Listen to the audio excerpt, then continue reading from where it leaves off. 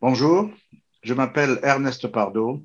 J'étais un ancien chef d'entreprise, entreprise commerciale et industrielle avec 40 ans d'expérience. Je suis titulaire d'un MBA, stratégie d'entreprise et droit.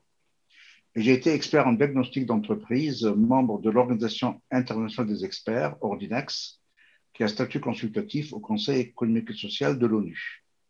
Je suis inscrit également comme expert en diagnostic du dysfonctionnement judiciaire auprès de la Commission européenne. Comme j'ai toujours été passionné par la vie de l'entreprise et par les problèmes judiciaires qu'elle rencontre, j'ai animé deux associations, l'une qui s'appelle SOS Entreprise, qui avait pour vocation de s'occuper des entreprises en difficulté, et l'autre qui s'appelle Ultime Recours, qui avait pour vocation de s'occuper des situations judiciaires dans lesquelles les entrepreneurs et les entreprises étaient plongés.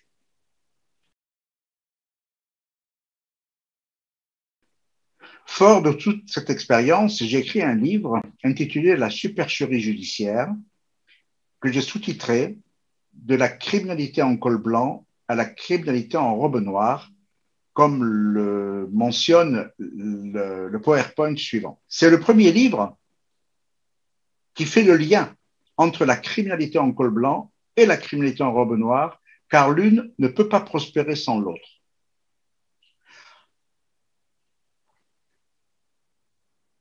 Alors, pourquoi ai-je écrit ce livre?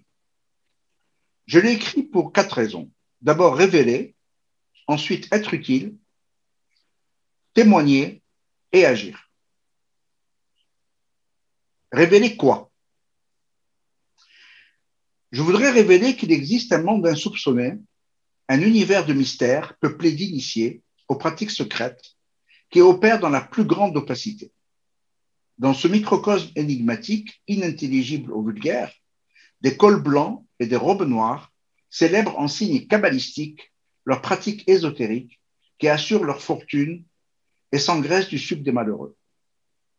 Ces créatures diaboliques attirent leurs victimes au moyen d'illusions et de faux espoirs, les plongent dans les méandres de souterrains obscurs, inextricables, parsemés d'embûches et de pièges sournois, et les anéantissent sans aucun état d'âme. Vous qui entrez ici, abandonnez tout espoir, aurait dit Dante, ou lisez ce livre qui, tel un vieux grimoire, vous révélera tous les secrets pour conjurer les maléfices. Bienvenue dans le monde de la supercherie judiciaire.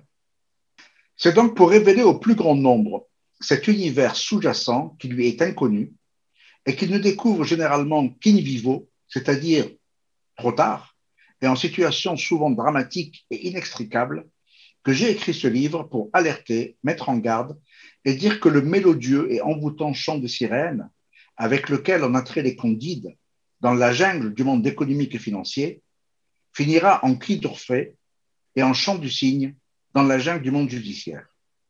Il y a donc une première inspiration fondée sur la volonté de révéler. Nous sommes en effet plongés dans un monde de leurres. Il y a le leurre institutionnel au moyen duquel on nous rassure. Il y a ensuite la stratégie informelle qu'on utilise pour nous ruiner, nous anéantir.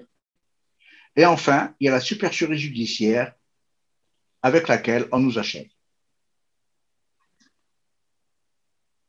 Le leurre institutionnel s'articule sur le fait que toute la société humaine est bâtie sur des leurres et des supercheries qu'on nous assène par répétition pour ériger le faux en vrai, nous intoxiquer et nous les administrer sous forme d'idées reçues fondées sur l'habitude. C'est Peggy qui a dit « Il est pire qu'une âme asservie, c'est une âme habituée ». À la page 645 de mon livre « La supercherie judiciaire », j'en révèle quelques-uns de ces mythes, tels celui de la séparation des pouvoirs, de l'élitisme, des conditions de la réussite, de l'état de droit et de l'état de notre droit, du rôle affiché de nos institutions et de celui qu'elles ont en réalité. La stratégie informelle, c'est l'objet d'un autre livre que je finalise, mais que j'évoque dans ma supercherie judiciaire. Ce sont des prédateurs qui ont affiné des stratégies criminelles qui constituent ce que j'ai désigné de stratégie informelle, en distingue les stratégies implicites, les stratégies explicites.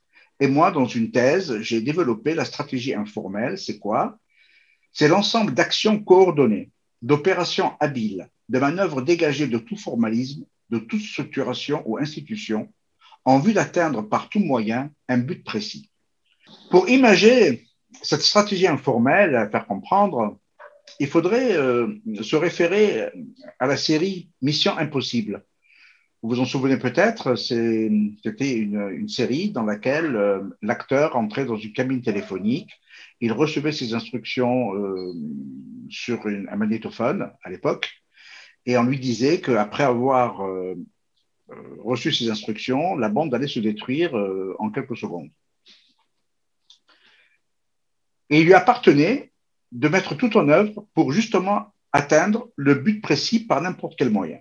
Et on lui disait aussi, si l'un de vous ou vous-même étiez pris, le département d'État, c'est-à-dire le gouvernement, niera absolument tout, il est au courant de rien. C'est cela la stratégie informelle.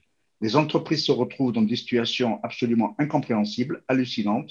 Elles ne savent pas d'où ça vient, ni qui les a mis là-dedans, mais elles subissent bien cette situation-là.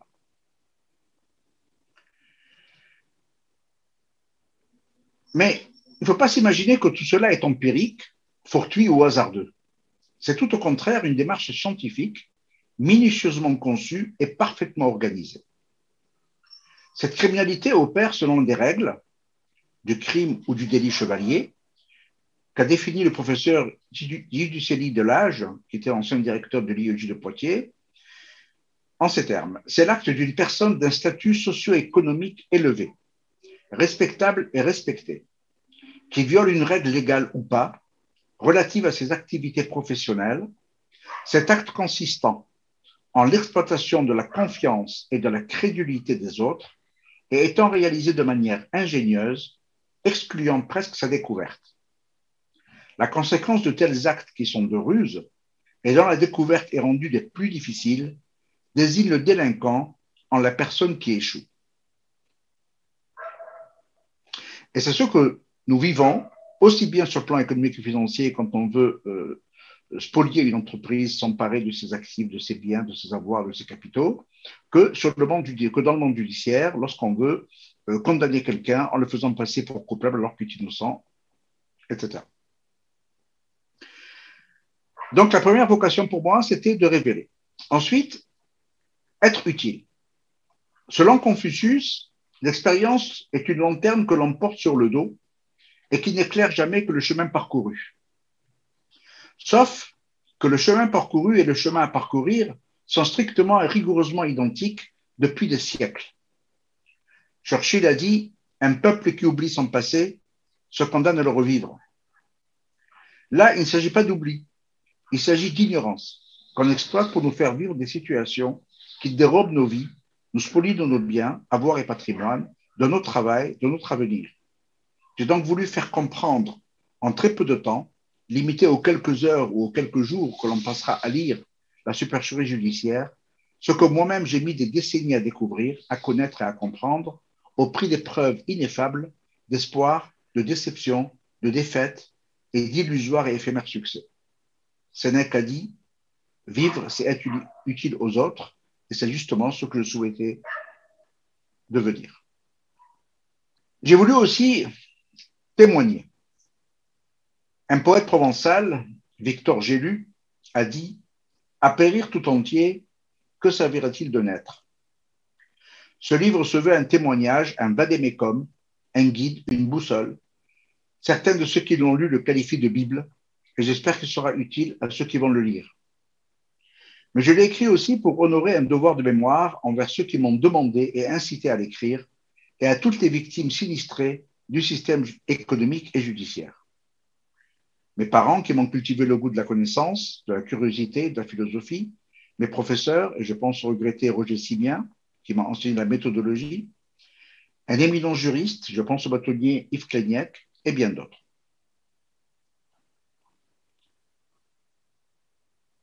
Sans cette connaissance, on peut dire ce que Dante a inscrit dans les enfers, Par moi, on va vers l'éternelle souffrance, vous qui entrez, abandonnez toute espérance. Toutes ces questions sont d'une actualité brûlante qui porte sur la justice, sur la liberté d'entreprendre, sur l'entreprise, sur l'état de droit, comme en témoignent les différents projets du gouvernement qui a lancé le projet de loi pour un renouveau démocratique en 2018, la commission d'enquête parlementaire sur l'indépendance de la justice qui s'est tenue de juin à septembre 2020, et à présent, les États généraux de la justice qui viennent d'être organisés. Après avoir révélé, tenté d'être utile et témoigné, il faut à présent agir. À cet effet, j'ai contribué au projet de réforme de la justice en Europe initié par la Commission européenne.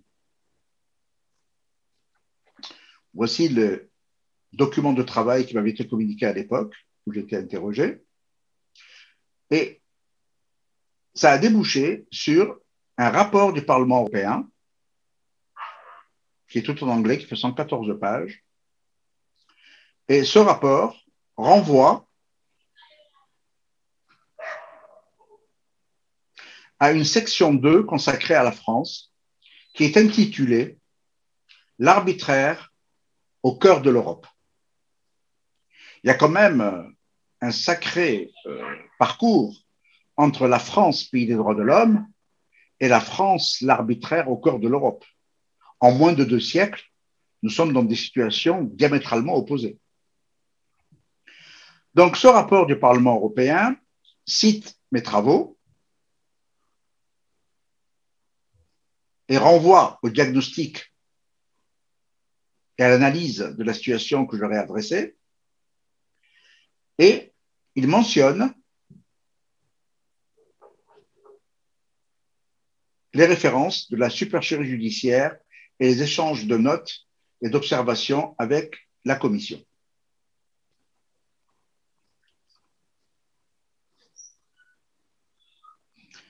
Je disais que la corruption économique et financière ne prospère qu'à la faveur de la corruption morale des institutions. En effet, toute infraction économique et financière ne peut prospérer que si elle est couverte par une corruption morale institutionnelle. C'est un vaste débat, inépuisable, et il y a tant à dire. Nous dissertons sur un phénomène qui pose problème depuis plus de 25 siècles. La corruption, ce n'est pas d'hier. Et il est difficile en quelques mots ou en quelques heures d'en épuiser tous les arcanes et toutes les subtilités. Pour faire simple, le système de société s'articule autour de 3 éléments principaux et 2 expressions courantes permettent de les identifier et de les dégager. Dans le livre « La supercherie judiciaire » qui fait 664 pages, j'ai amplement décrit de la page 39 à la page 56 cette articulation dans le système de société en France et ailleurs dans le monde, et cette imbrication apparemment complexe se révèle à l'analyse d'un concept relativement simple. Pour le mettre en évidence, il suffit d'évoquer la spécificité dont on désigne les affaires qui généralement sont qualifiées d'affaires politico-financières, qui établit le lien entre le politique et la finance, et d'affaires politico-judiciaires, qui établit le lien entre le politique et le judiciaire. Le mot politique se trouve au centre de ce système. Il est flanqué, encadré, en amont par la finance, qui par cette turpitude a pour mission de faire le politique, c'est-à-dire de financer ses campagnes et de le faire élire, et en aval, le judiciaire, qui est désigné par le politique, soit pour absoudre les turpitudes commises en communauté d'intérêt par le couple finance et politique, soit pour défaire le politique en le stigmatisant selon l'opportunité ou pour neutraliser une des sources plutocratiques qui le nourrit. Un schéma simple expose cette construction et la relation tripartite qui permet d'identifier le politique comme le père géniteur du système judiciaire qui est son fils. Le tout compose les rouages de la supercherie institutionnelle. Comme on voit, nous avons à gauche la finance qui donc est en amont, au milieu le politique qui est au centre, et le judiciaire qui est en aval. Et on constate que la finance et le politique sont en lien d'intérêt, en lien d'affaires ensemble, et le politique et le judiciaire sont en lien de pouvoir. En réalité, ces trois éléments sont imbriqués les uns dans les autres, comme l'illustre la représentation suivante. Alors, nous avons ici le système plutocratique qui est impliqué et qui fonctionne dans les scandales des affaires. Ce système plutocratique va financer des politiques qui sont là. Donc, ça, ce sont les hommes de pouvoir qui vont mettre en place des hommes au pouvoir, qu'on appelle les politiques, et les hommes au pouvoir vont désigner des hommes d'autorité, qui sont donc la justice. Cet élément de justice a pour mission de couvrir les turpitudes qui sont commises en lien entre les deux. C'est un élément très intéressant parce que tout dépend de lui. En fait, cette justice, tout dépend d'elle. Pour défaire ce casse-tête, il faut agir précisément sur la justice. Et voilà. On essaye de s'en sortir et on défait les trois éléments qui constituent la société en agissant uniquement sur la justice. Mais on va développer tout ça dans les présentations qui suivent. Dans cette configuration de ces trois éléments, tout le monde se tient. La plutocratie et le politique se tiennent dans les affaires, par les affaires et les scandales qui les lient et les impliquent réciproquement, puisqu'on parlait d'affaires politico-financières. Le politique décide de l'économique et du financier, en allouant avantages, privilèges, monopoles et autres prébendes qu'exploite la plutocratie. Et le politique nomme aussi aux emplois civils, militaires et judiciaires.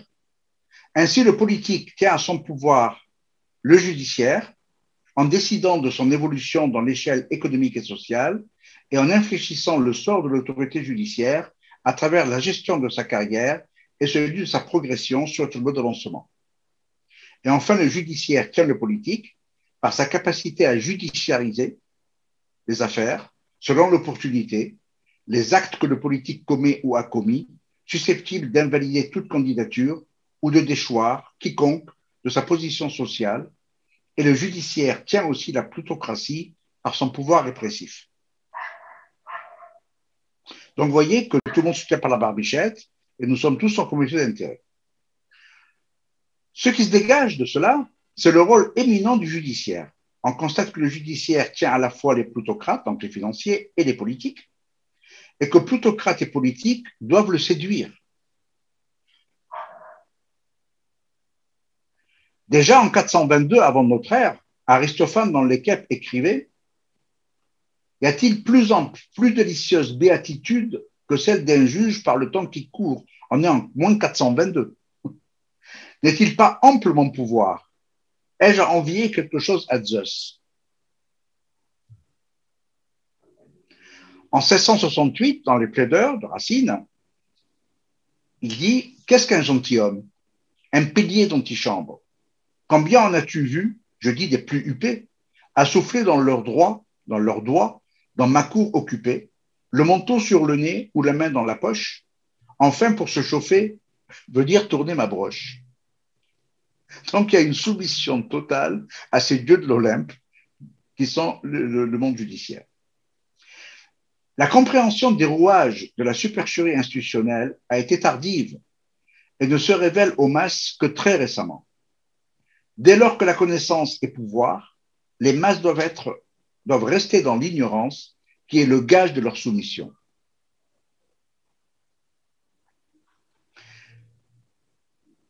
La mystification et l'exploitation de l'ignorance a été contrariée par l'Internet. C'est ce qui a fait dire à Jacques Attali: l'Internet représente une menace pour ceux qui savent et qui décident, parce qu'il donne accès au savoir autrement que par le cursus hiérarchique.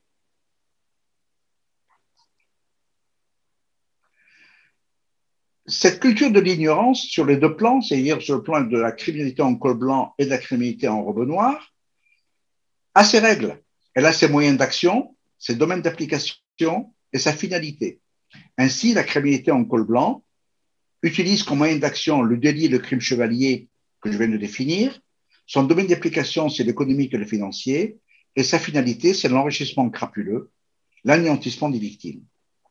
La criminalité en robe noire qui l'accompagne ou la substitue. Son moyen d'action, c'est la juridistique et la judiciaristique, deux néologismes que j'ai créés pour réunir toutes les perversions des textes. Tout ce qui est juridique, c'est les textes. Et la perversion des textes, je l'ai désigné de juridistique. Et des procédures. Tout ce qui est judiciaire, ce sont les procédures et l'agent judiciaire. Et j'ai donc désigné les perversions judiciaires par la judiciaristique. J'ai emprunté le suffixe ic à la criminalistique. En matière criminelle, on a le crime, la criminologie, la criminalité, la criminalistique et le criminel, bien sûr.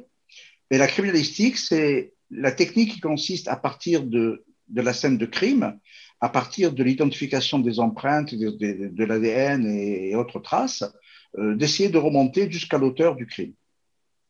Donc, le domaine d'application, bien sûr, c'est le judiciaire. Et la finalité, c'est toujours la même finalité, c'est la gestion de carrière par l'anéantissement des victimes inoffensives au profit d'influents coupables qui sont capables de renvoyer l'ascenseur.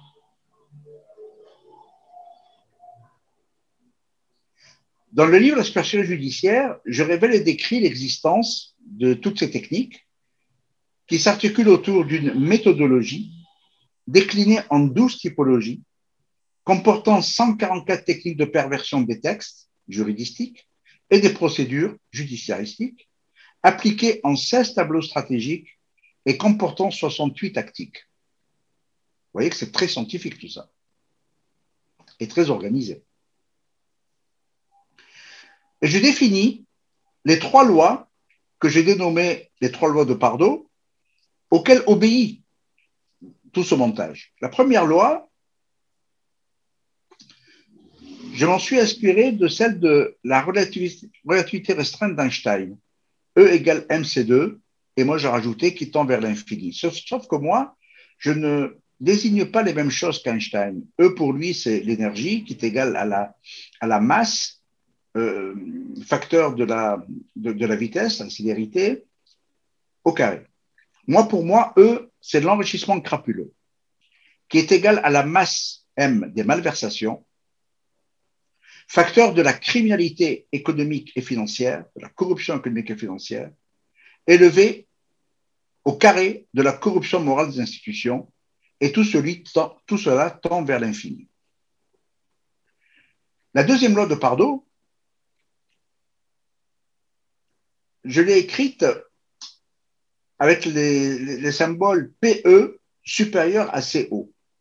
CO, c'est la vitesse de la lumière dans le vide. C, ça a été, O, c'est le vide. Et moi, j'ai découvert qu'il y a une vitesse encore supérieure à celle de la lumière, c'est la vitesse PE. PE, ce n'est pas Pardo Ernest, c'est Put d'escampette. Parce que dès qu'on demande à un membre de l'agence judiciaire d'attaquer un de ses homologues qui a commis des infractions, des délits, qui obéissent à la première loi de Pardo, ça veut dire des malversations, de corruption, etc., ben, il va prendre la fuite à une vitesse supérieure à celle de la lumière. Et enfin, si on surmonte ces 2 écueils, on arrive à une 3e loi de Pardo qui est un peu plus complexe, mais que je vais vous définir et très facile à comprendre. Et dans cette 3e loi, il est dit que quels que soient les efforts que vous allez accomplir pour essayer d'attraire en justice les auteurs de votre décrépitude, de votre anéantissement, ça va n'aboutir à rien, en vertu de cette 3e loi de Pardo. Alors, cette 3e loi de Pardo obéit aux 6 I. Que sont les 6 I? Ils désignent l'irresponsabilité, l'inviolabilité, l'inamovibilité, l'incompétence, l'intouchabilité et l'infaillibilité de l'agent judiciaire et de tous les autres commis de l'État. Ces 6 éléments qui ont pour racine S, c'est-à-dire le statut, et S1, le sectarisme, absolument exclus de l'univers de R qui désigne la responsabilité et de celui de C qui est celui de la culpabilité du commun des mortels. Ça a pour résultat l'impunité dans les éléments définis qui sont la somme des indices allant du privilège qui équivaut à la dispense de peine et à l'immunité qui équivaut à l'exonération de toute sanction. Le tout appartient à l'univers A, qui est celui de l'amnistie, soit présidentielle, soit par grâce médicale, et le tout est inclus dans l'univers de l'inégalité, quel que soit le degré de responsabilité ou de culpabilité des voyous conventionnels, des influents coupables. Alors, vous voyez que quels que soient les efforts que nous allons accomplir pour tenter d'attraire en justice une personne désignée comme responsable de vos difficultés, eh bien, ça va déboucher sur rien. Le fondement de ce que nous vivons réside dans la perversion des pensées les plus saines. Baudin, en 1576, a dit « Il n'y a ni richesse ni force que d'hommes ». À l'époque, nous étions dans une économie agraire où, effectivement, la force humaine qui labourait les terres produisait de la richesse. Platon a défini les activités humaines en deux catégories, les activités de production et les activités de prédation. Cette distinction a été ensuite reprise par Frédéric Bastiat au début du XIXe siècle. Comme il est plus facile de prendre la prédation que de créer, la prédation va se développer à l'abri d'un système qui va la légaliser à défaut de la légitimer. Et Frédéric Bastiat a écrit « Quand le pillage devient un moyen d'existence pour un groupe d'hommes qui vit au sein de la société, ce groupe finit par créer pour lui-même tout un système juridique qui autorise le pillage et un code moral qui le glorifie. »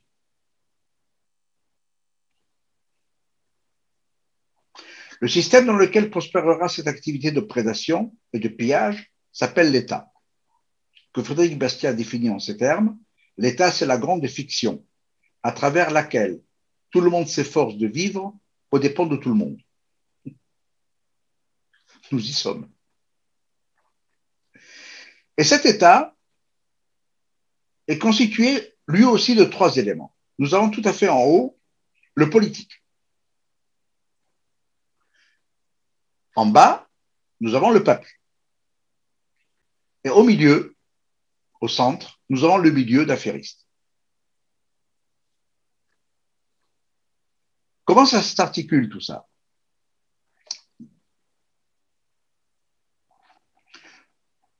Le politique ou le milieu affairiste va financer des campagnes politiques. Et les politiques, une fois qu'ils sont au pouvoir, vont renvoyer l'ascenseur dans les milieux affairistes. Il existe donc un lien étroit entre le politique et le milieu affairiste.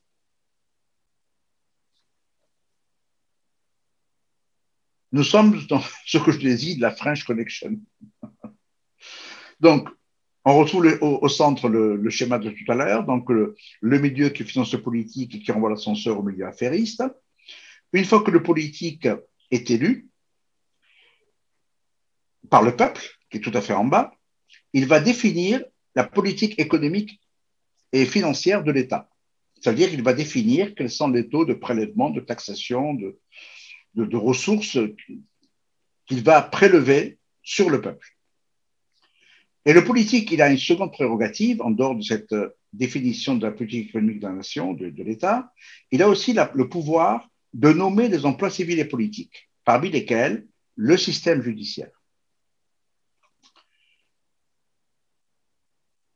Les ressources qui vont être récupérées par le politique vont être redistribuées à travers deux canaux, les grandes entreprises et les grandes administrations.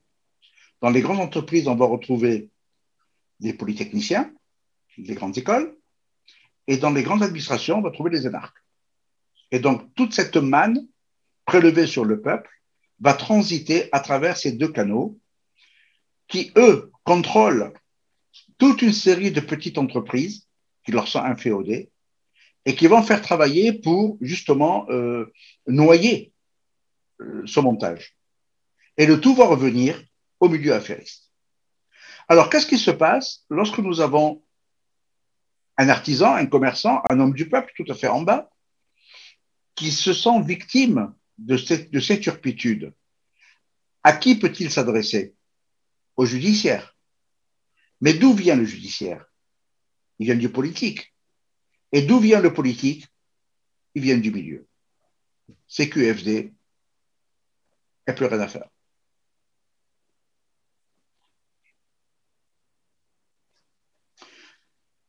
La structure du système de société est un peu plus complexe quand même, parce qu'au-delà de ce schéma, on se rend compte que le politique, les hommes au pouvoir, mis en place par les hommes de pouvoir, contrôle également toutes les technostructures politiques et administratives. Il contrôle tous les corps intermédiaires qui sont politiquement agréés et réglementés, tout le système et qui servent de système amortisseur, de caution populaire. Il contrôle également les organisations politico-sociales, les partis politiques, les syndicats, le patronat, les organisations professionnelles et sectorielles, les chambres de commerce, de la culture, des métiers, les ordres professionnels, les avocats, les notaires. Il contrôle également les associations par l'intermédiaire entre société civile et pouvoir politique, notamment les journalistes.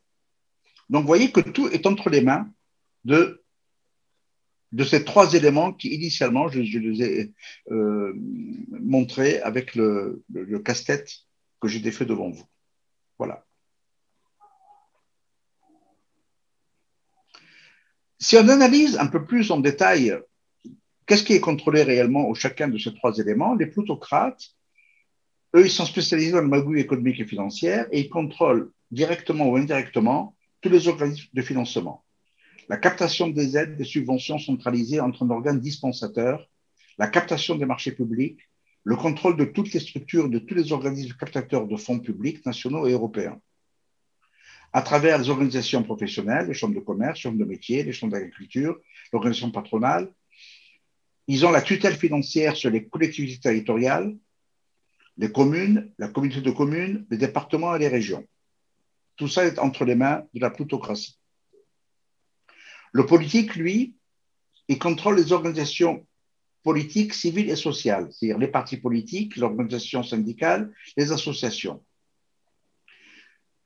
Les corps intermédiaires, avec les professionnels réglementés, les ordres professionnels, les officiers ministériels, les auxiliaires de justice, les avocats, les mandataires de justice.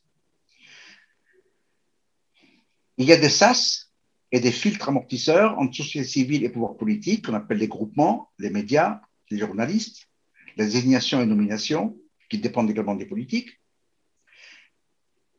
et les technostructures politiques et administratives, les emplois civils, militaires et judiciaires, les professeurs de l'enseignement supérieur, la magistrature du siège et du parquet, fusionnés dans un même corps avec droit de veto de l'exécutif sur les nominations et contrôles de carrière. J'ai évoqué tout à l'heure le système de l'heure dans lequel nous baignons, l'heure institutionnelle, que je rappelle pour mystifier et rassurer, qui est constituée de plutocrates, qui sont des personnages sans foi ni loi, soutenus par des politiques, qui sont des personnages sans science ni conscience, et par des juges qui, constitutionnellement, n'ont ni Dieu ni maître. Ils opèrent à travers donc la stratégie informelle que j'ai définie pour ruiner et anéantir, et le tout est protégé par la supercherie judiciaire qui achève les victimes. L'objectif commun, c'est l'argent. Et là, il faut se référer à Saint-Simon qui a dit « J'ai reçu la mission de faire sortir les pouvoirs politiques des mains du clergé, de la noblesse et de l'ordre judiciaire pour les faire entrer dans celles des industriels. » Or, que vivons-nous aujourd'hui? Nous vivons bien sous une ère dominée par les GAFAM, par les industriels.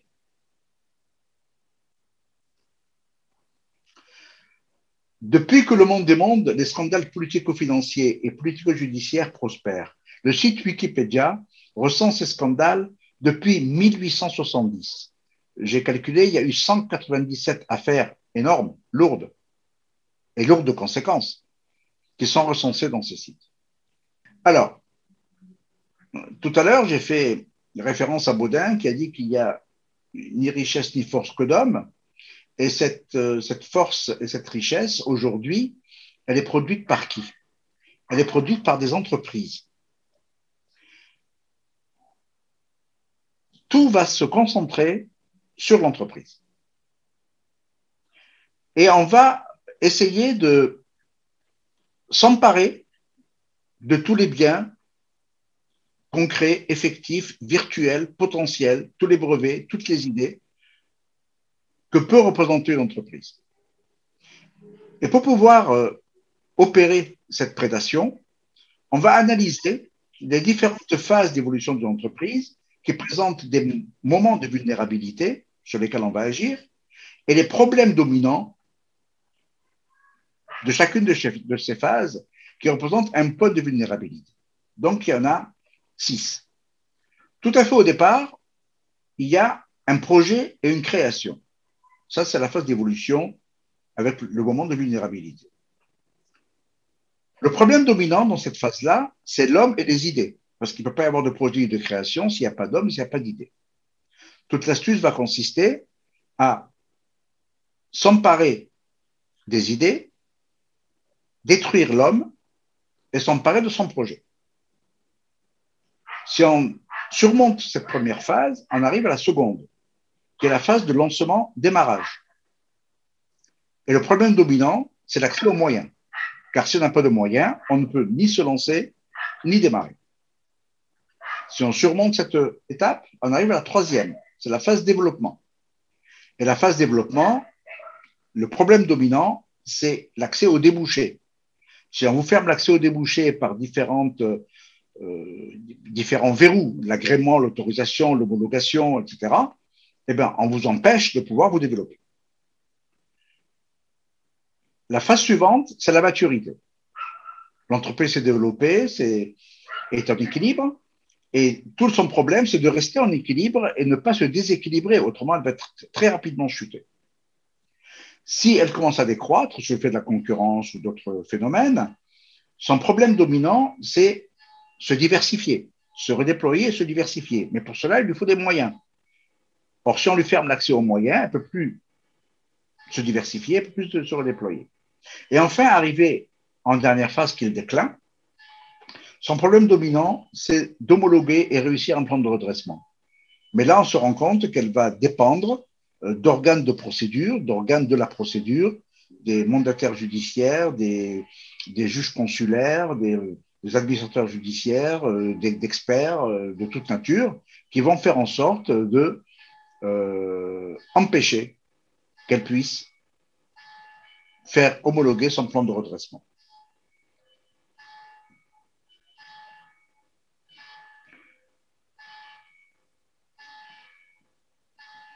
En réalité, l'entrepreneur, quand il s'installe, il ignore complètement dans quelle jungle il va rentrer. Parce qu'en fait, il va rentrer dans une jungle qui est celle du monde des affaires, avec plusieurs cercles. Tout à fait, le premier cercle, ce sera les barrières à l'entrée. Les barrières à l'entrée, ça représente un champ de mine, des leurres, des relais, des informateurs, des espions, des traîtres, des snipers, des guet-apens, des pièges, des embuscades, des marécages, l'intelligence économique pour épier, voler, espionner tout ce qu'il peut réaliser. S'il dépasse cette première barrière, il va tomber sur les freins au développement, avec les freins, les obstructions, les fausses pistes, les embuscades, les amalgames, les confusions, les surexigences, les audits perverses. On va vous dire, bon, on va vous aider, mais il faut d'abord faire un audit de votre entreprise. Mais l'audit consiste uniquement à déterminer quels sont vos points forts pour les neutraliser et quels sont les points faibles pour les aggraver. Et puis, on va vous mettre un tas d'entraves diverses. Si vous dépassez cette étape, vous arrivez au troisième cercle, qui est constitué donc de serpents, de crocodiles, de caïmans, de migales, de plantes carnivores, d'environnements hostiles, de requins. Si vous survivez à tout ça, vous avez les charognards qui vous attendent avec les vautours et les piranhas. Si vous bougez encore et que vous avez compris que vous voulez attaquer les responsables de vos difficultés, ben vous allez vous heurter aux caves, aux fusibles, aux complices, aux lampistes. Et puis avec toute une série de petits couteaux, le tout est animé par un cerveau criminel qui est au centre avec pour seul objectif le butin, le fric. Et si vous arrivez à le toucher, vous tombez sur la troisième loi de Pardo, c'est-à-dire qu'il dispose de poterne d'échappement. Il pourra toujours s'en sortir, lui. Ça, c'est la jungle du monde des affaires. Alors, il faut se poser la question, si on vous parachutait dans une jungle, vous, un citadin amazonien, par exemple, sans aucune préparation, ou sur une autoroute, à pied, quel est le temps de survie que vous avez? Sur l'autoroute, c'est même pas 3 minutes ou 5 minutes. Et dans une jungle, c'est aller une demi-heure, 1 heure, 2 heures. C'est cela l'entreprise.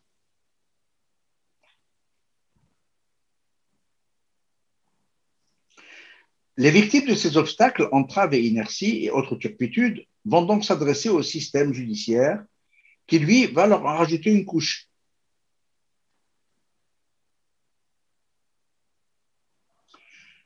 Un système, il va découvrir un système extrêmement complexe, que moi je désigne comme le Rubik's Cube, mais de Thémis Cube. Thémis, c'est la déesse de la justice, et donc j'ai appelé ça le Thémis Cube. Alors, dans ce Thémis Cube, nous avons 3 ordres de juridiction. On a le judiciaire, décliné en multitude de branches de tribunaux. On a l'administratif, on a le supranational. Nous avons aussi 3 niveaux d'appréciation par degré.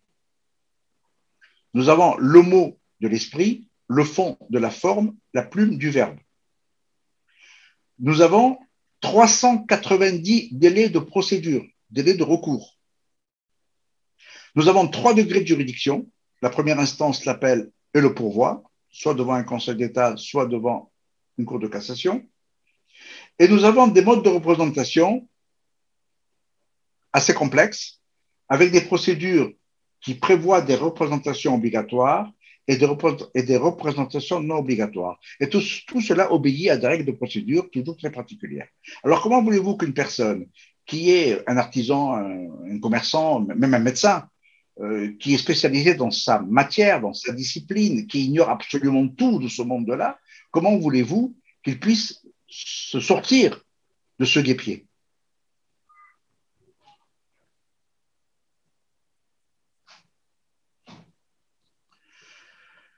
C'est ainsi que l'état de droit, dont on nous dit que nous sommes dans un état de droit,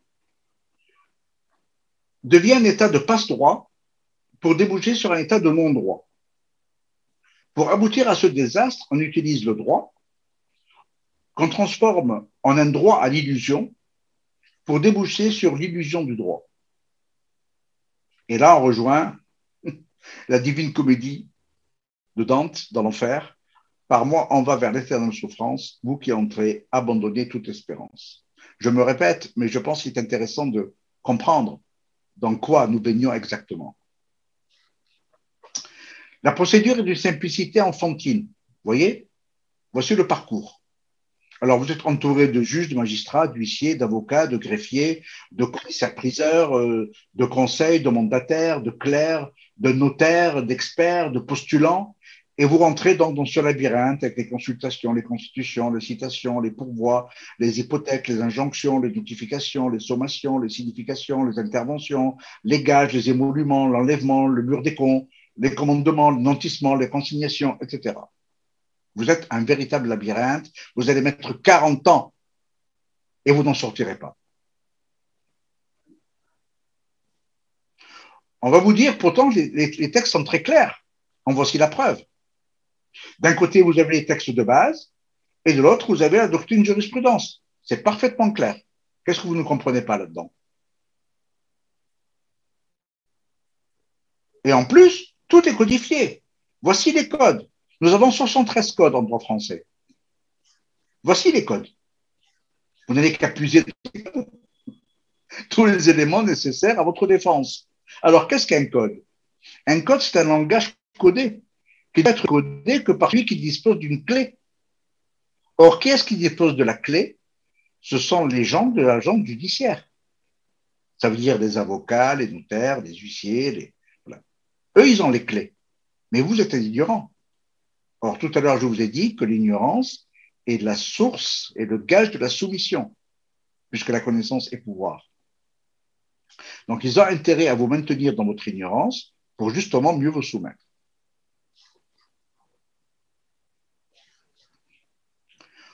Vous allez donc parcourir un labyrinthe qui symbolise l'ignorance, les difficultés, l'inextricabilité, la vulnérabilité, le cercle vicieux, l'épuisement, la désespérance, le découragement, la résignation, l'abandon et la mort.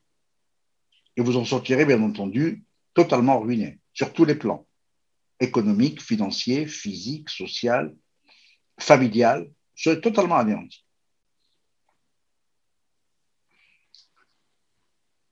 Durant des années, on va vous dire,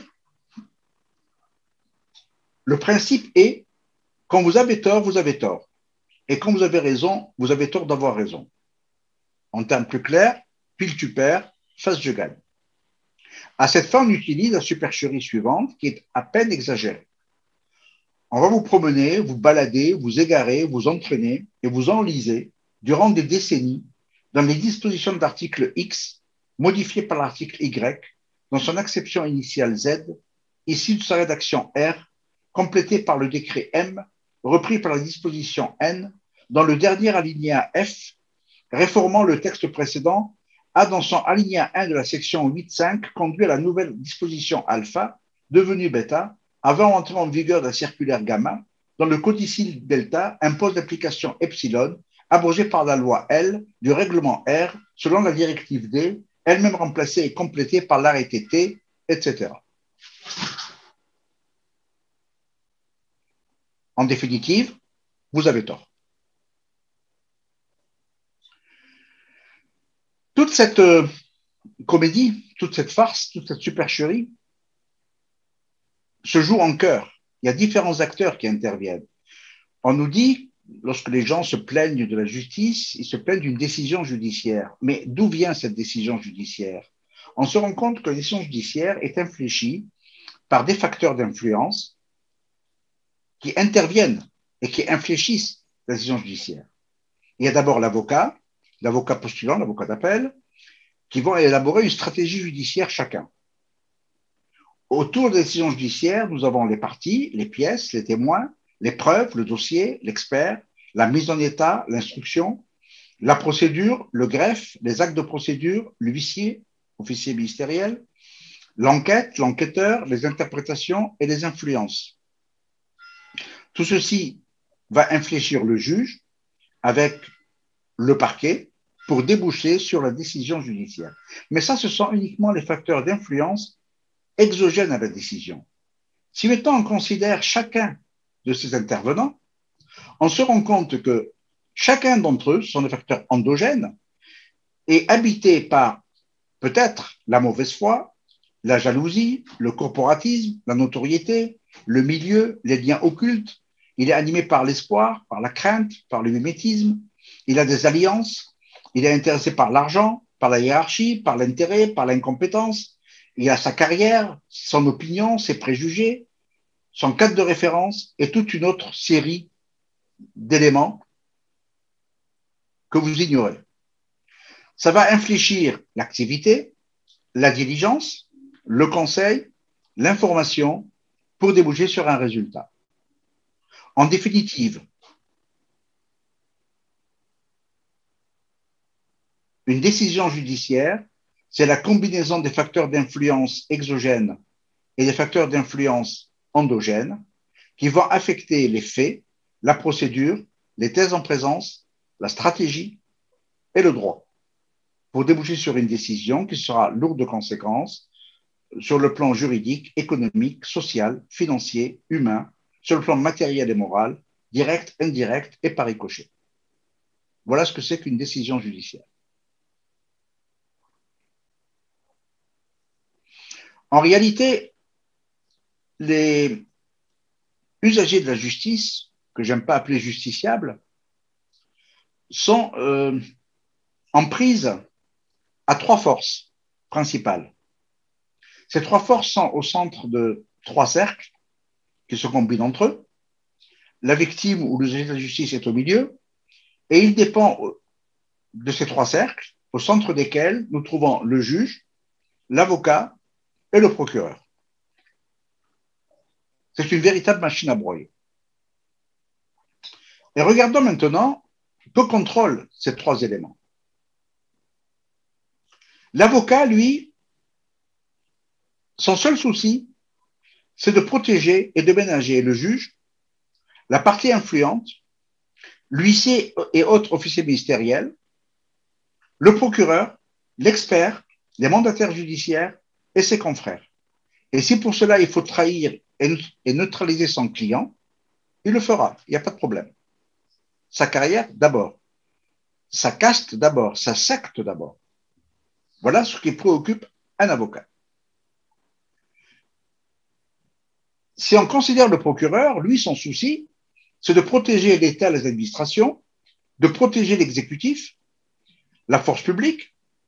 Ça signifie pourquoi les milliers de plaintes qui ont été déposées par les Gilets jaunes ont toutes été classées sans suite. Et donc, il va protéger également les plutocrates, puisqu'ils financent les politiques, et ce sont les politiques qui le nomment au poste où il se trouve.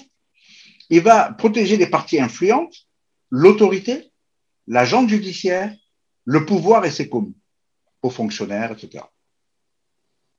Et tout ça va se retrouver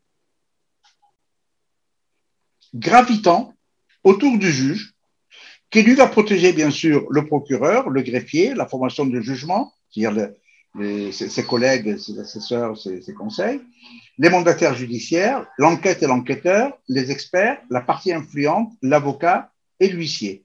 Donc, vous voyez que chacun de ces cercles est interdépendant avec les autres et que tous sont en lien avec le juge qui, lui, est irresponsable, inviolable, incompétent, infaillible, inamovible, etc. Voilà ce que le procès réellement qui peut susciter ce sentiment de dysfonction judiciaire qui puise ses racines dans des profondeurs absolument inconnues. Je pense que avec moi, aujourd'hui, avec ce que je vous présente, vous découvrez le côté sous-jacent, le côté profond du mal endémique auquel nous sommes confrontés. Il y a bien sûr, pour aboutir au résultat que l'on veut obtenir, la perversion. Tout à l'heure, j'ai parlé de la perversion des textes juridiques et de la perversion des procédures judiciaristiques, mais il y a aussi la déliquescence des valeurs et la corruption des acteurs. On va exploiter les 5 handicaps fondamentaux qui affectent toute la justice. Ça veut dire l'avoir, le savoir, le pouvoir, le temps et le musellement. Il est muselé parce qu'il ne peut pas agir tout seul devant un tribunal, il doit passer par un avocat qui va le museler, un représentant. On va utiliser également le système CTDE, c'est-à-dire la collégialité pour noyer les responsabilités, on est plusieurs, le transfert de responsabilités, la dilution qui va en résulter pour aboutir à l'extinction, non-lieu. Et puis le système des 3D que Zemmour avait défini, c'est-à-dire la dérision, le discrédit et la destruction. Le tout baigne dans des liens occultes, dans le secret, dans les concertations et dans les complicités.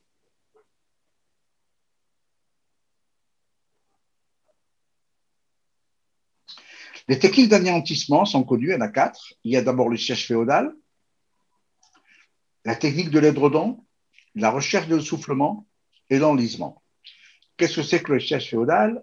Lorsqu'il y avait une place forte, un château à prendre et qui était absolument inexpugnable, qu'on ne pouvait pas prendre, c'était imprenable, qu'est-ce qu'on faisait pour le faire tomber? Eh bien, on faisait le siège. On faisait le siège. On imposait de l'eau du puits, on empêchait toute entrée et sortie de personnes ou de produits alimentaires, et on attendait que les gens se dévorent d'entre eux à l'intérieur du château, qu'ils s'entretuent entre eux, et une fois qu'ils étaient complètement désintégrés, ben, ils se rendaient tout seuls. Donc, même le château le plus imprenable devenait prenable. Donc ça, c'est le siège féodal. C'est ce qu'on fait aux juges de la justice. On les épuise sous prétexte qu'ils doivent épuiser les voies de recours internes avant de s'adresser à la Cour européenne des droits de l'homme, qui par elle-même n'est pas très fiable non plus. Et en réalité, par cette exigence, on essaye de les épuiser par les voies de recours internes au lieu d'épuiser les voies de recours internes. La recherche de l'essoufflement, on fait durer le plaisir pendant des années. Si je cite le cas de l'affaire Seznec, ils en sont la troisième génération. On dirait que c'est une exception. Mais en général, il y a des milliers de dossiers dans les procédures durent, 15 ans, 20 ans, 30 ans, pour aboutir à un résultat quasiment nul. L'enlisement, c'est qu'on va appliquer le théorème de Pasqua, qui a dit que lorsqu'on est ennuyé par une affaire, il faut créer une affaire dans l'affaire, et si possible, une affaire dans l'affaire de l'affaire, jusqu'à ce que plus personne ne comprenne plus rien. Donc l'affaire est totalement enlisée, devient inextricable, plus personne n'y comprend plus rien. Et enfin, la technique de l'édredon, c'est-à-dire que lorsque la personne va se mettre à hurler sa détresse, on va étouffer sa voix en lui apposant un édredon sur la tête, comme ça plus personne ne va l'entendre, et tout est pour le mieux dans le meilleur des mondes.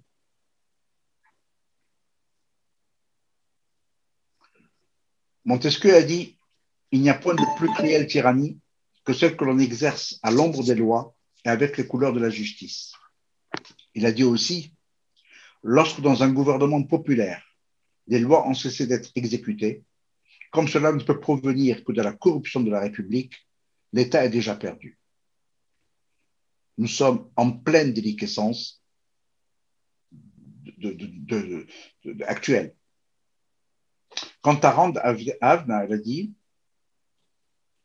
« Quand vous vous rendez compte que pour produire, vous avez besoin de l'autorisation de quelqu'un qui ne produit rien, quand vous vous rendez compte que l'argent, c'est pour ceux qui font des affaires, non pas avec des biens, mais avec des faveurs, quand vous vous rendez compte que beaucoup sont devenus riches avec des pots de vin et une influence plus que par leur travail, et que la loi ne nous protège pas de ces individus, mais qu'elle les protège à eux, quand vous vous rendez compte que la corruption est récompensée et que l'honnêteté mène vers le sacrifice de soi-même, alors vous pouvez dire, sans avoir peur de vous tromper, que la société est condamnée. Malheureusement, c'est ce à quoi on assiste.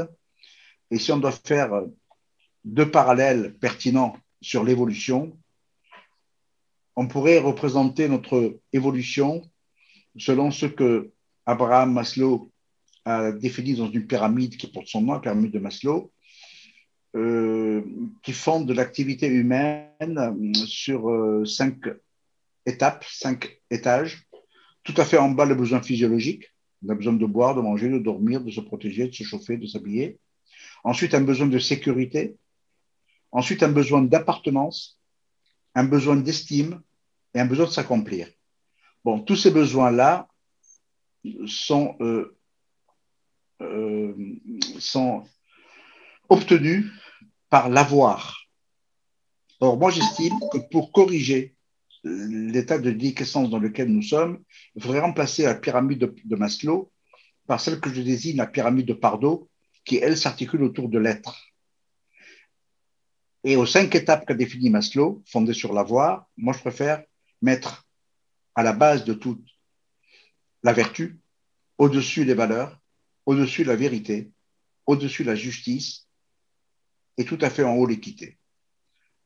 Tout cela au service de l'homme, assis sur une base, un système et du droit, et entouré, dominé, contrôlé par la conscience, l'immanence et tout reposant sur la responsabilité. Voici la dernière diapositive qui est projetée dans cette présentation et qui me semble extrêmement importante. Car cette déliquescence dans laquelle nous trouvons, comment s'est-elle produite? Et je pense que le déroulé, l'évolution, est représenté par cette diapositive. Nous partons au départ par la démocratie qui a été définie par les Grecs. Chez les Grecs, tout dépendait du peuple et le peuple dépendait de la parole. Pour convaincre le peuple, l'amener à souscrire ou à rejeter certaines décisions, il fallait le convaincre, il fallait faire appel à son cerveau, à son raisonnement, à son esprit. Et pour cela, ils ont créé l'art oratoire qu'on appelle la rhétorique. Les personnages principaux qui ont incarné la rhétorique, c'est des philosophes, Socrate, Platon, Aristote, dont l'objectif était de rechercher le savoir, la vérité, le bien commun, la science, la connaissance.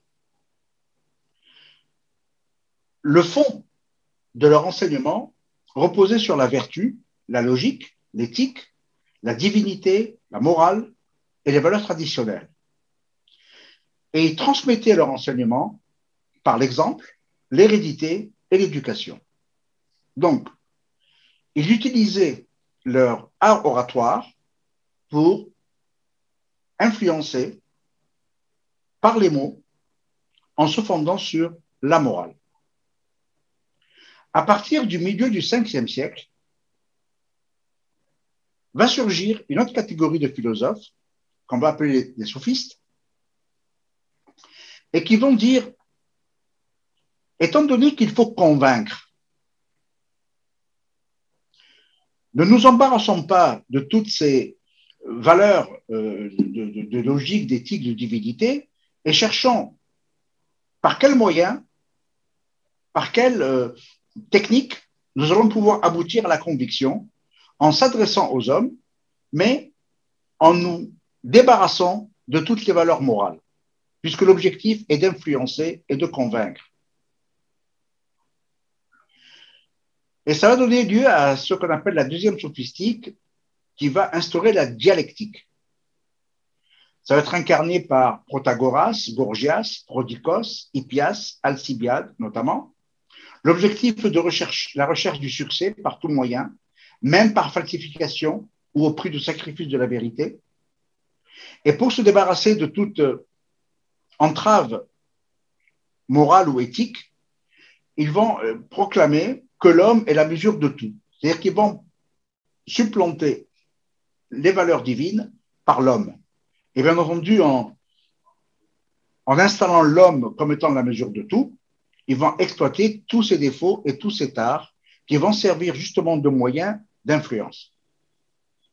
La transmission se fera par un enseignement des techniques dialectiques. Donc, vous voyez les deux phases. La première, on veut influencer par les mots en se fondant sur la morale. Et la seconde, on va influencer par les mots, mais en s'émancipant de toute valeur morale. Tout ce qu'il faut, c'est convaincre. Ces deux éléments s'adressaient à l'esprit humain, au cerveau humain. Nous allons parvenir maintenant, de façon moderne, à des techniques qui vont porter atteinte à l'intégrité physique.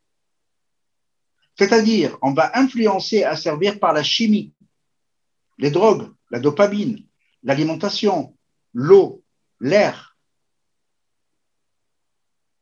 Et pour compléter cette influence en portant atteinte à l'intégrité physique, on va y ajouter l'asservissement par la physique. Ça veut dire le lavage de cerveau, les ondes électromagnétiques, les images subliminales, etc.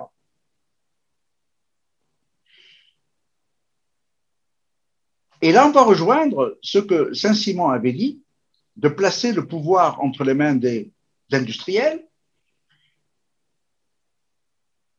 et on va aboutir au système de dystopie. La dystopie, c'est la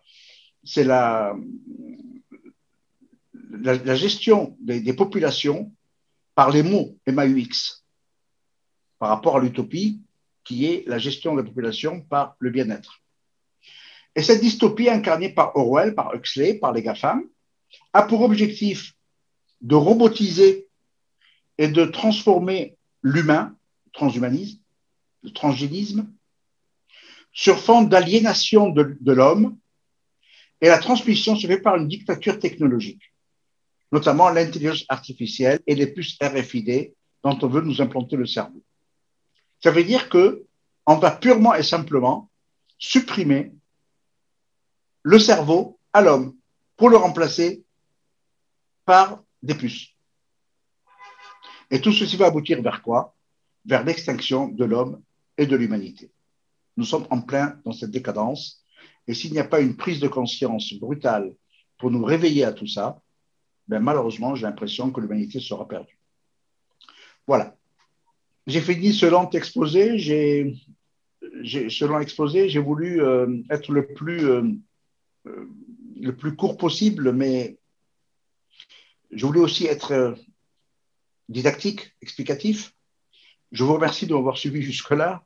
J'espère vous avoir apporté des réponses aux questions que vous vous posez. J'espère avoir été utile à éclairer certaines situations, certains phénomènes qui échappent à l'entendement. Je vais en découvrir aussi, sans aucun doute, parce qu'on ne sait pas tout. Et je vous dis à très bientôt à une nouvelle vidéo. Merci beaucoup.